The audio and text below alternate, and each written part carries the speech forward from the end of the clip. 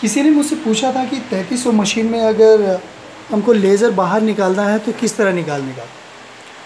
तो अगर आपके पास विदाउट शॉर्टर मशीन है 3300 मशीन का तो बहुत ही इजी है। देखिए इस मशीन का ये जो कवर है इसको कहते हैं लेज़र टॉप कवर,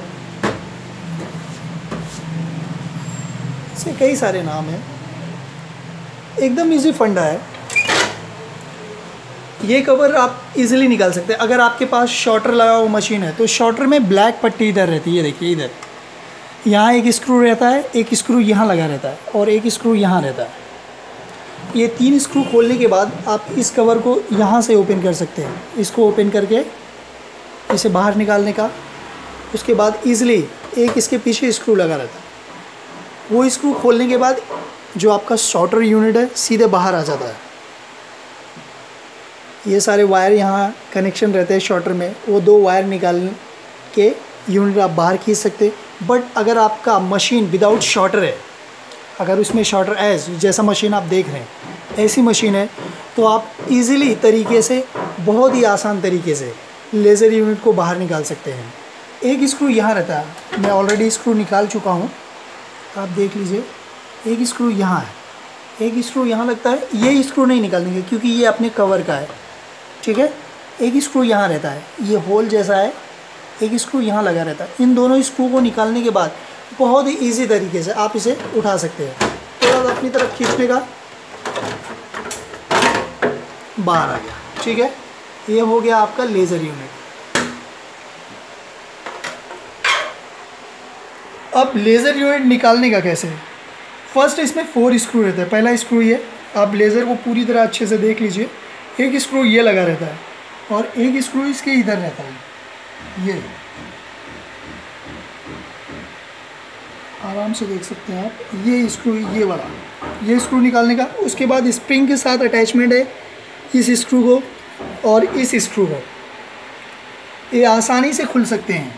इन दोनों को खोलने का 1 2 ये 3 ये 4, ये 4 स्क्रू खोलने के बाद आप इजीली लेज़र यूनिट को उठा के बाहर निकाल सकते हैं। बट निकालने से पहले आपको यहाँ के कुछ कनेक्शंस हैं जिसे निकालना पड़ेगा। पहला कनेक्शन ये है, दूसरा कनेक्शन आपको मिलेगा ये 2 जो वायर हैं आपको पहले निकालना है, उसके बाद लेज़र यूनिट को उठाना है। ये 2 निकालने के बाद आपका ये यूनिट जो होता है एकदम फ्री हो जाता है। अब आगे की तरफ देखेंगे तो एक ये है, ये कनेक्शन आपको निकालना है, आराम से निकल सकते हैं। उसके बाद अगर आप चाहें तो बहुत ही आसानी से ये खुलता है, ज़्यादा प्रेशर नहीं देने का, ये इधर फंसा रहता है, इसको ऐसा दबा के ऐसे उठा भी सकते हो।